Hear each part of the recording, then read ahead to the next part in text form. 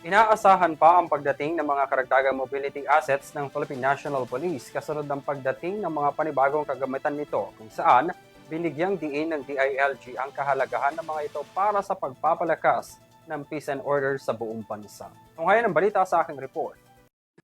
Nasa Camp Crame na ang mga panibagong kagamitan ng Philippine National Police na makakatulong sa pwersa at operasyon nitihin ang peace and order sa buong bansa. Pinangunahan ni SILG John Vic Remulla ang turnover at blessings ng 500 patrol cars na bahagi aniya ng direktiba ni Pangulong Bongbong Marcos para magpapanatili ng katahimikan. Sa kanyang pahayag, sinabi ni Remulla na matagal nang suliranin ng organisasyon ang mga mobility nito kasunod na rin ang kakulangan ng patrol cars. Sa Metro Manila, may kabuuang 40,000 ng police personnel pero nasa 500 lamang aniya ang mga sasakyang nagagamit. Sa loob ng 2 taon, target raw ng pamahalaan na makapagdagdag pa ng mga resources ng PNP kung saan inaasahan ang 2,000 sasakyan pang darating.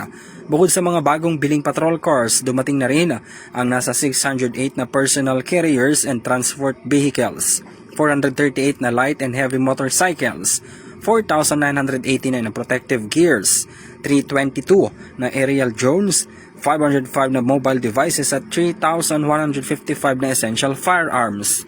Dagdag ni Remulla, inaasahan na rin ang pagdating ng 500 pang sasakyan sa January sa susunod na taon, habang 600 naman sa July na madedeploy na sa buong bansa. Para palakasin pa ang komunikasyon, sinabi ni DILG Chief na humigit kumulang 2,000 push-to-talk over cellular communication systems ang bibilihin bago matapos ang taon. Ang mga gadget na ito ay mga body-worn camera, cellphone at radyo sa isang unit. Kinilala rin ni Remulla ang PNP para sa papel nito sa nagdaang peace rally. Nakitaan niya na walang insidente, maayos ang traffic management at tahimik ng pagsasagawa ng kanilang malayang pamamahayag.